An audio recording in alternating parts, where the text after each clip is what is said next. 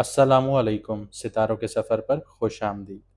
आज की वीडियो बहुत ख़ास है क्योंकि हम बात करने जा रहे हैं एक ऐसे छाया ग्रह की यानी कि प्लैनेट की जो कि ना सिर्फ अजीब है बल्कि अक्सर लोग इसको गलत समझते हैं या फिर समझने से कतराते हैं।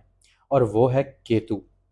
केतु एक ऐसा छाया ग्रह है जो दिखाई तो नहीं देता लेकिन ज़िंदगी की गहराइयों में उतर जाता है। अब केतु एंटर कर रहा है सिंह राशि में यानी कि लियो में। सवाल ये है कि क्या ये आपकी कुंडली में कोई कार्मिक तूफान लेकर आ रहा है या फिर कोई रूहानी दरवाजे खोलने जा रहा है। आज हम समझेंगे कि केतु लियो में होने का मतलब क्या है। हर राशि के बारे में बात करेंगे, हर कुंडली के बारे में बात करेंगे और वीडियो के आखिर में मैं आपको रेमेडीज भी बताऊंगा कि केतु को पॉजिटिव कैसे किया जा सकता है। लेकिन उससे पहले हम जानेंगे कि केतु है क्या चीज़, किन चीज़ों को रूल करता है, कहाँ पर पॉजिटिव है और पॉजिटिव है तो क्या दे रहा है, और नेगेटिव कहाँ पर है, और अगर नेगेटिव है तो नेगेटिविटी में क्या दे रहा है आप लोगों को। आइए जानते हैं। वैदिक एस्ट्रोलॉजी के अकॉर्डिंग इसका जो नाम है वो केतु है। इसको एक कॉमेट भी कहा जा सकता है। यह डिटैचमेंट का ग्रह है। इसका जो एलिमेंट है फायर है, ठीक है। केतु रिप्रेजेंट करता है ट्रांसफॉर्मेशन को, इनर प्योरिफिकेशन को और शार्प परसेप्शन को। जिन लोगों को समझ में नहीं आई ये बात उनको मैं आसान लफ्ज़ों में समझाता हूँ। केतु जो है वो आपकी ज़िंदगी के पुराने पैटर्न्स को तोड़ता है, स्पेशली वो जो आपकी ग्रोथ के रास्ते में रुकावट बन रहे होते हैं। कभी ये बदलाव सडन होते हैं, जैसे जॉब लॉस हो जाएगी, ब्रेकअप्स हो जाएंगे, और इसके अलावा किसी भी चीज़ को लेके या किसी भी रिश्ते को लेके डिससेटिस्फैक्शन शो करेंगे, मुतमईन नहीं होंगे। लेकिन इसका असली मकसद जो होगा वो आपको अपना आप बनाना होगा। मतलब ये कि जो आप दुनिया को मास्क पहन के दिखाते हैं कि मैं ऐसा हूँ, एक दोहरी पर्सनालिटी अपनाते हैं, उससे बिल्कुल अलग आपको अपने आप में तब्दील करना होता है। जैसे राहु की सीरीज में मैंने आपको बताया था कि वो इल्यूजन्स क्रिएट करता है, केतु बिल्कुल उसके बरक्स चलता है और ये आपके अंदर के इल्यूजन्स को ख़त्म करता है। देखिए, बैठे बैठे कभी कभी इंसान बहुत परेशान होता है और वो सोचता है कि मैं कोई ऐसा काम कर लूँ जो बहुत इलीगल भी हो लेकिन पैसा आ जाए। लेकिन फिर अंदर से एक आवाज़ आती है कि नहीं, ऐसा नहीं करना। हाँ, रिलीजियसली अगर हम बात करें तो अल्लाह ताला ने हर किसी के अंदर एक ईमान की शम्मा जलाई होती है। अब वो जो दिया जल रहा है वो हवा के कारण फड़फड़ा रहा है, ठीक है, आग फड़फड़ा रही है। अब आप किसी बुरे काम की तरफ जाते हैं तो वो तेज़ी से फड़फड़ा रही होती है कि बुझ ना जाए। आपको ये ख़तरा होता है कि मेरा ईमान ख़त्म ना हो जाए, तो आप बुरे काम से रुक रहे होते हैं। जिन लोगों का ईमान मजबूत होता है, जो लोग नमाज़ पढ़ रहे होते हैं या अपनी रिलीजियस एक्टिविटीज़ बहुत ज़्यादा फॉलो कर रहे होते हैं, उनमें सब्र का मादा बहुत ज़्यादा होता है। तो ये केतु है जो ये आपके अंदर डेवलप करता है चीज़ें, आपके अंदर के जो इल्यूजन्स हैं उनको ख़त्म करता है ताकि आप अपने असली आप से सामना कर सकें। इसके अलावा केतु जो है वो शार्प परसेप्शन देता है, तेज सोच देता है, तीसरी आंख खोल देता है इंसान की। कई दफ़ा आपने अपने बुजुर्गों को देखा होगा या आप में से कुछ ऐसे लोग होंगे जो ये बैठे बैठे समझ जाते हैं कि अगला जो मेरे साथ बात कर रहा है या कारोबार कर रहा है वो किस नीयत से कर रहा है। उनकी छठी हिस्स एक्टिव हो जाती है, साइकिक सेंस बहुत तेज हो जाती है, डीप इंसाइट होती है, वो बहुत चीज़ों को गहराइयों में सोचते हैं। ये केतु की वजह से होता है। आपको लोगों के इरादे समझ में आ जाते हैं, उनके बिना कहे सिर्फ वो बात कर रहे होते हैं, आप उनके इरादे परख लेते हैं। आपकी छठी हिस्स बहुत ज़्यादा स्ट्रांग हो जाती है। ख्वाब में अक्सर लोगों को ये भी होता है कि वो ऐसी चीज़ें देख लेते हैं जो फ्यूचर में उनके साथ हो रही होती हैं। डेजा वू वाली सिचुएशंस हो जाती हैं। स्पिरिचुअल सिग्नल्स जो होते हैं उनको बहुत ज़्यादा स्ट्रांग मिलते हैं। ये चीज़ें केतु दे रहा होता है। केतु की वैसे तो कोई फिजिकल फॉर्म नहीं है, लेकिन ज्योतिष शास्त्र में या फिर वैदिक एस्ट्रोलॉजी में इसको धड़ कहा जाता है। जैसे राहु जो माइंड कहा जाता है, दिमाग कहा जाता है, मुंह कहा जाता है, इसको धड़ कहा जाता है। शरीर है बिना मुंह के। केतु को जो शर्फ होता है वो स्कॉर्पियो में यानी कि वृश्चिक राशि में या धनु राशि में होता है, और ये जो नीच का होता है ये वृषभ राशि या फिर जेमिनी में भी हो सकता है। लेकिन अगर आपकी कुंडली में ये स्कॉर्पियो में बैठा है तो ये आपको बहुत ज़्यादा रिलीजियस बनाएगा। आपकी थर्ड आई जो है वो एक्टिव होगी, आपकी इंट्यूशन पावर बहुत ज़्यादा स्ट्रांग होगी, ठीक है। लेकिन अगर यही चीज़ आपकी टॉरस में बैठी है या आपके मून साइन से फर्स्ट हाउस में बैठी है तो ऐसे लोगों का दिमागी बहुत ज़्यादा इशू होता है। आपने स्पेशल जो चाइल्ड होते हैं वो देखे हैं जिनका माइंड सही से काम नहीं करता, ये केतु की वजह से होता है। अब मैं आपको बताता हूँ कि केतु किन किन चीज़ों से जुड़ा हुआ है, किन किन चीज़ों को रिप्रेजेंट करता है।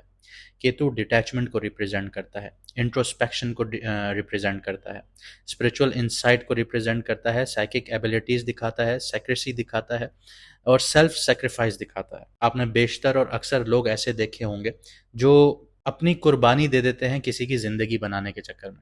इसकी बहुत बड़ी मिसाल मैं अगर आपको दूं तो आप अपने फादर को देख लीजिए कि कैसे वो 9 to 5 जॉब कर रहे हैं, दिन रात एक कर रहे हैं कि मेरे बच्चे पढ़ जाएं। उनकी अपनी अयाशी या उनकी अपनी खुशियाँ या उनकी अपनी कोई चीज़ लेने की ख्वाहिश सब मार देते हैं वो। क्यों? कि हमारे बच्चे पढ़ जाएं, हमारे बच्चों का मुस्तकबिल अच्छा बन जाए। तो ये सेल्फ सेक्रीफाइस होता है। इसके अलावा जिसका केतु अच्छा बैठा हुआ है उसके लिए जो फील्ड्स हैं वो स्पिरिचुअलिटी की है, एस्ट्रोलॉजी की है, मेटाफिजिक्स की है, मेडिसिन्स की है, साइकोलॉजी की है, हीलिंग की है, ऑकल्ट्स की हैं या रिसर्च की हैं। इसके अलावा केतु अगर हेल्थ वाइज देखा जाए तो ये आपकी रीढ़ की हड्डी, आपके नर्वस सिस्टम, क्योंकि देखें जैसे मैंने आपको कहा कि फर्स्ट हाउस में बैठा है तो दिमागी लिहाज से इंसान का दिमाग प्रॉपर वे में काम नहीं करता या प्रॉपर वे में ग्रो नहीं करता। इसके अलावा जॉइंट्स, फीट्स या फिर ऐसी बीमारियां जिनके आप लाखों रुपए के टेस्ट करवा लें वो टेस्ट में नहीं आती सामने, लेकिन फिर भी आपको दर्द उठ रहा होता है, वो चीज़ आपको नेगेटिव शो हो रही होती है आपकी रिपोर्ट्स में। फिर डॉक्टर आपको उल्टे सीधे तजुर्बात आपके ऊपर कर रहे होते हैं। तो ये केतु होता है जिसकी वजह से अननोन डिजीजेस आपके अंदर पैदा होती हैं, लेकिन उसका आप इजीली उसको डिटेक्ट नहीं कर सकते। इसके अलावा केतु आपकी पास्ट लाइफ कनेक्शंस को भी दिखाता है। अगर मैं इसका आपको बेटर कॉन्टेक्स्ट दूं, अगर हिंदुओं की बात करूं तो वो जन्मों में यकीन रखते हैं, ठीक है, ये उनके रिलीजन का हिस्सा है। अगर मैं मुसलमानों की बात करूं तो आलम अरवा, जहाँ पे दुनिया में रखने से पहले रूहों को वहाँ रखा गया था, ये आपकी पास्ट लाइफ थी। तो केतु यहाँ पे आपके पुरानी आत्माओं के साथ जो रिश्ते थे उनका सिग्नल देता है। जिन लोगों से आप आज मिलते हैं उनमें से कुछ लोग ऐसे होते हैं जो आपकी पास्ट लाइफ से जुड़े होते हैं। अक्सर और बेशतर आपने ये भी देखा होगा कि आप किसी से नया नया मिल रहे हैं और आप कहते हैं कि यार मैं तुम्हें सालों से जानता हूँ। ऐसा आपके साथ अक्सर और बेशतर होता होगा, क्योंकि अगर मैं इसको आपको इस्लामिक पॉइंट ऑफ व्यू से बताऊं तो आलम अरवा में जब आपकी रूह किसी रूह की दोस्त थी और वो दुनिया में आपसे मिलता है तो आपको ऐसा ही फील होता है कि वो आपका कोई पुराना दोस्त है। ये केतु रिश्ते एक्टिवेट करता है, लेकिन इनसे आपका जो रिश्ता है या तो अधूरे रह जाते हैं या फिर टेस्ट बन जाते हैं। ऐसे लोग जो ज़िंदगी में आते हैं सब कुछ हिला के चले जाते हैं, वो केतु वाले कार्मिक लोग होते हैं। इसके अलावा केतु आपका ईगो तोड़ता है। जैसे शनि है आपका ईगो तोड़ने वाला, वो जो आपके अंदर मैं होती है उसको निचोड़ देता है, ख़त्म कर देता है। इसी तरह केतु भी आपकी मैं जो होती है ना वो तोड़ेगा, और ये काम कभी किसी स्पिरिचुअल टीचर के ज़रिए होता है। इसका ये बहुत हार्श नहीं लेके जाता आपको जैसे शनि लेके जाता है। शनि तो आपको ज़िंदगी में ऐसे ऐसे धक्के खिलवाता है कि आपने सोचे भी नहीं होते। साढ़े साथी शनि से जुड़ी हुई है, केतु से नहीं। केतु किसी जो टीचर होता है ना, रूहानी टीचर, इस्लामिक टीचर हो गया आपका या फिर स्पिरिचुअल टीचर हो गया, तो वो आपको प्यार मोहब्बत से समझाएगा कि ऐसा बेटा ऐसे नहीं करें, इतना ईगो अच्छा नहीं है, आप थोड़ा अपने अंदर ठहराव पैदा करें, सब्र पैदा करें। या फिर कभी कभी इंसान ऐसी सिचुएशंस में आ जाता है कि उसको अपना ईगो छोड़ना पड़ता है। तो इस तरह दो तरीकों से केतु आपका जो ईगो है उसको ख़त्म करता है। लेकिन यहाँ पे मैं आपको ये चीज़ भी बता दूं कि केतु आपको हमेशा सिखाता है, लेकिन ट्रेडिशनल तरीके से कभी भी नहीं सिखाएगा। जैसे एक गुरु आपको सिखा रहा है ना चीज़ के, क्लास में बैठ के कि बेटा ए लिखा हुआ है ए पढ़िए, नहीं, ये ऐसे नहीं सिखाएगा। ये लाइफ में इतने गंदे एक्सपीरियंस भी आपको दे सकता है कि आप उनसे सीखना शुरू हो जाते हैं। बहुत टफ सिचुएशंस आपके लिए खड़ी हो जाती हैं। ज़िंदगी के ऐसे ऐसे इवेंट्स आप लोग एक्सपीरियंस करते हैं कि आपके अंदर खुद ब खुद ठहराव पैदा शुरू हो जाता है, ठहराव आ जाता है, सब्र आ जाता है। तो ये सारी चीज़ें केतु देता है। इसके अलावा अगर मैं आपको बात करूं एब्सेंट फादर की, तो केतु वो प्लैनेट है जो आपको फिजिकली या मेंटली या इमोशनली अपने बाप के साथ, अपने फादर के साथ दूर कर देता है। इसी की तरह केतु जब भी आपके सेकंड हाउस या फोर्थ हाउस में होगा तो आपकी जो फैमिली का जो एक स्ट्रक्चर है, पैराडिम है, वो टूटी फूटी एक शक्ल में होगा। कहने का मकसद ये है कि आपका आपकी फैमिली के साथ जो कनेक्शन है वो या तो कोल्ड होगा या फिर रूटलेस होगा। इसी के साथ साथ Ketu second four eighth house में है, तो केतु खानदानी प्रॉपर्टी को भी शो करता है। अगर आपकी खानदानी प्रॉपर्टी है या एंसेस्ट्रल एसेट्स हैं तो आपको उनसे छुपी हुई कोई बातें सामने नजर आएंगी। कि कभी कभी किसी के पास इस तरह भी हो जाता है कि आपके बाप दादा ने विल बनाई थी, वो विल में आपका नाम था ही नहीं, लेकिन आप सारी ज़िंदगी ये समझते रहे कि मुझे ख़ानदानी प्रॉपर्टी मिलने वाली है। तो इस तरह की छुपी हुई बातें भी सामने आ जाती हैं, डिस्प्यूट्स भी आ जाते हैं प्रॉपर्टी के ऊपर। कभी कभी लीगल या स्पिरिचुअल रीजंस की वजह से वो प्रॉपर्टी आपके हाथ से चली जाती है। इसके अलावा केतु यहाँ एक डिटैचमेंट क्रिएट कर रहा होता है, जैसे किसी चीज़ के होने के बावजूद उसका फ़ायदा नहीं मिलता।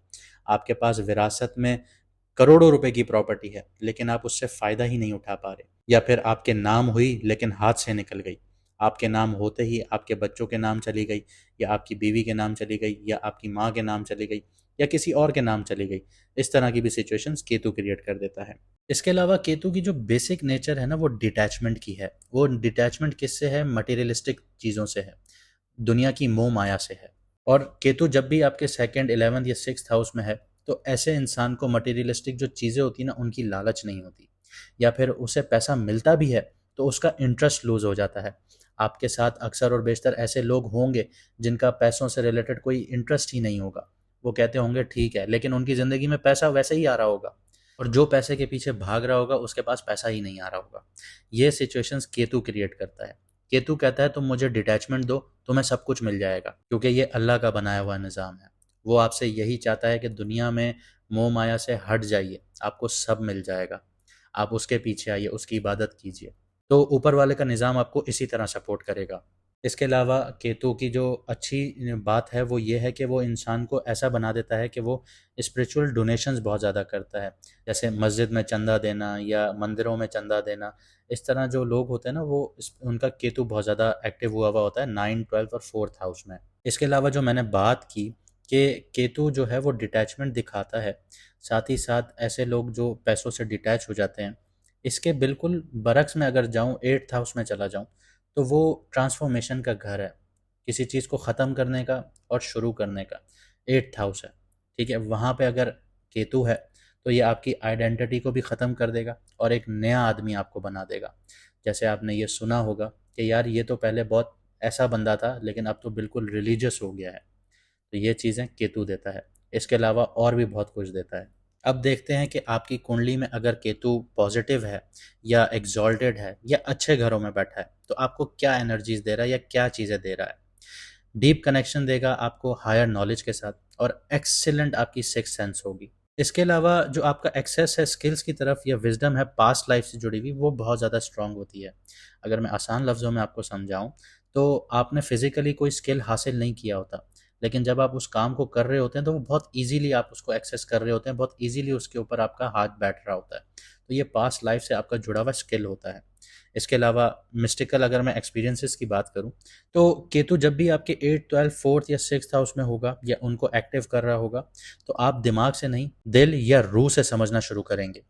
ये तजुर्बे कभी कभी ड्रॉने भी होंगे या कभी कभी डिवाइन भी लगेंगे आप लोगों को। साथ ही स्पिरिचुअल रैम के साथ या बहुत ज़्यादा सटल कनेक्शन महसूस करना शुरू हो जाएंगे आप लोग। अगर मैं आपको एक मिसाल दूं कि कभी कभी सपनों में या फिर आप लोग बैठे हुए होते हैं, आपका माइंड कहीं और चल रहा होता है, तो आप फिजिकली ना अपनी बॉडी से बाहर निकल कर ट्रैवल कर रहे होते हो, जैसे किसी और डायमेंशन में घूम रहे हो, किसी और प्लेस पर घूम रहे हो। तो इस तरह की चीज़ें आपके साथ बहुत ज़्यादा होना शुरू हो जाएंगी। आपको ऐसी इमेजेस, लोग या इवेंट्स का विजन आ रहा होगा जो बाद में सच हो रहा होगा, जैसे डेजा वू वाली सिचुएशंस होती हैं। आप लोग बैठे होते हैं, आप लोग कोई चीज़ देखते हैं, सोचते हैं, समझते हैं, आप कहते हैं यार ये तो मेरे साथ कुछ दिन पहले हुआ था, लेकिन कुछ दिन बाद हो रहा होता है आपके साथ। या किसी और के लिए ये चीज़ें इंपॉर्टेंट होती हैं, आप किसी और के लिए ये चीज़ें देख रहे होते हो। आपके सपने सिर्फ इमेजिनेशंस नहीं होते, वो गाइडेंस होती हैं आपके लिए, वार्निंग्स होती हैं, या डीपर मैसेजेस होते हैं आपके लिए। कभी कभी आपको लगता है कि कोई रूहानी टीचर या आत्मा आपसे बात कर रही है। तो ये चीज़ें केतु के पॉजिटिविटी की एक निशानी होती है। इसके अलावा जो फील्ड्स केतु सपोर्ट करता है वो मेडिकल फील्ड्स में बहुत ज़्यादा कामयाबियाँ दिलाता है, साइकोलॉजिकल फील्ड्स में दिखाता है, या फिर एसोटेरिक फील्ड्स में दिलाता है। एसोटेरिक फील्ड्स वो फील्ड्स होती हैं जो हर किसी को समझ में नहीं आती। सरफेस पे इसकी नॉलेज कभी भी समझ में नहीं आएगी। इन्हें समझने के लिए अंदर की आंख को, थर्ड आई को खोलना होगा, और खामोशी से आपकी छठी हिस्स इसके लिए बहुत ज़्यादा ज़रूरी होगी। देखें, एसोटेरिक जो सिचुएशंस होते हैं या तजुर्बे होते हैं ना, ये लॉजिकल माइंड से कभी भी समझ में नहीं आते। इसके अलावा जो पॉजिटिव केतु की जो निशानी है वो एबिलिटी है आपकी कि आप मटेरियलिस्टिक जो चीज़ें हैं उनसे डिटैच हो जाते हैं, उनसे ऊपर के हो जाते हैं, आपके लिए मायने ही नहीं रखती। यहाँ पे हिडन गेन्स भी मिलते हैं इंसान को केतु की वजह से। वो क्या है कि सडनली आप स्पिरिचुअली बहुत ज़्यादा ऊपर चले जाते हैं, या मटेरियली आपको अपलिफ्टमेंट मिल जाती है, लेकिन अनकन्वेंशनल तरीकों से। अब देख लेते हैं कि केतु नेगेटिव है या कहीं नीच का बैठा है या किसी मैलेफिक प्लैनेट के साथ नज़र बना रहा है, तो आपको क्या दे रहा है। केतु आपको मेंटल डिटैचमेंट देगा, आइडेंटिटी क्राइसिस दे सकता है, जैसे मैंने आपको बोला कि दिमाग प्रॉपर ग्रो नहीं करता। इसके अलावा आपका जो एम होता है ज़िंदगी का, ये एमलेसनेस कर देता है आप लोगों को। इसके अलावा आपका जो ऑटो इम्यून सिस्टम है उसमें बहुत ज़्यादा इश्यूज आते हैं, आपका इम्यून सिस्टम बहुत ज़्यादा वीक होता है। इसके अलावा मिस्टीरियस ऐसी बीमारियां आती हैं जो किसी भी रिपोर्ट से सामने नहीं आ रही होती। इसके अलावा जो रिलेशनशिप की मैं अगर बात करूं, तो आपका रिलेशनशिप बहुत ज़्यादा ठंडा होता है, डिटैचमेंट होती है, डिस्टेंस होती है, अप्रोच होती है, प्यार नहीं होता। आपका बंदा पार्टनर साथ तो है लेकिन आपको उससे प्यार नहीं हो रहा। फैमिली में रिफ्ट्स देखी जाती हैं। इसके अलावा स्केपिज्म का शिकार होता है ऐसा इंसान, हर चीज़ से भागने की कोशिश करता है, कोई भी अपनी जो जिम्मेदारी होती है उसको नहीं उठाता। अकेले रहने का रुझान बहुत ज़्यादा पाया जाता है ऐसे इंसान में। वो सबसे अलग रहना चाहता है और अपनी जो रियलिटी है ज़िंदगी की उससे भागता है। इसके अलावा पैरानोया का शिकार होता है, बहुत ज़्यादा डरता है, बहुत जिन भूत चुड़ैल इन चीज़ों से बहुत ज़्यादा डर रहा होता है। स्पिरिचुअली बहुत ज़्यादा डिलूजन्स का शिकार होता है और हेलुसिनेशन का भी बहुत ज़्यादा शिकार होता है। मतलब अजीब अजीब चीज़ें उसके दिमाग में चल रही हैं, उसको समझ में नहीं आ रही हैं, डर रहा है, खौफ आ रहा है, सबकॉन्शियस माइंड एक्टिव है, तो ये इस चीज़ का भी केतु शिकार करता है। इसके अलावा कन्फ्यूजन के थ्रू ना ऐसे इंसान को पैसे का बहुत ज़्यादा नुकसान होता है, फाइनेंशियली भी होगा, सोशल सेटबैक्स भी देखने को मिलेंगे। उसकी वजह मिसअंडरस्टैंडिंग बनेगी या एंगेजमेंट ना होना बनेगी। अब देखते हैं कि केतु का असर आपकी कुंडली पर क्या है। बात करता हूँ पाइसेस मून साइन वालों की, यानी कि मीन राशि, यानी कि बुर्ज होत वालों की। केतु 6th हाउस में आपके ट्रांजिट हो चुका है। ये एक फिजिकली और मेंटली प्योरिफिकेशन का वक्त है, यानी जिस्म से भी और दिमाग से भी जो टॉक्सिक है या गलत चीज़ें हैं वो निकलना शुरू हो जाएंगी, प्योरीफाई होना शुरू हो जाएंगे आप लोग। आपकी कुंडली का 6th हाउस जो है वो बीमारियों का घर होता है, आपके कर्जों का घर होता है, कार्मिक ऑब्लिगेशंस का घर है, आपके दुश्मनों का घर है, आपके कॉम्पिटिटर्स का घर है। और जब केतु यहाँ पे होता है तो आपकी ज़िंदगी के चैलेंजेस ऐसे तरीके से हल होने लगते हैं जो स्पिरिचुअली या रिलीजियसली बहुत ज़्यादा अलाइंड होते हैं, यानी जुड़े हुए होते हैं। शायद आपको दर्द हो या कन्फ्यूजन हो, लेकिन आपकी ज़िंदगी से जो पुराने कार्मिक बोझ होते हैं वो धीरे धीरे हटने लगते हैं। लियो जो है एक फायरी साइन है और केतु यहाँ सन के नक्षत्र में है। सन और केतु का जो रिलेशनशिप है वो न्यूट्रल है। तो आपका ईगो, आपकी प्राइड और आपके लीडरशिप के जो तरीके हैं उनको चैलेंज किया जाएगा यहाँ पे केतु की तरफ से। आपको फोर्स किया जाता है कि आप कंट्रोल छोड़ें, अपने आप को डीपली समझें और स्पिरिचुअली ग्रो करें। ये प्रोसेस काफ़ी तकलीफ़देह हो सकता है, क्योंकि जब भी किसी की हुकूमत चल रही होती है या किसी का कंट्रोल चल रहा होता है, वो नहीं चाहता कि उसका कंट्रोल छूटे।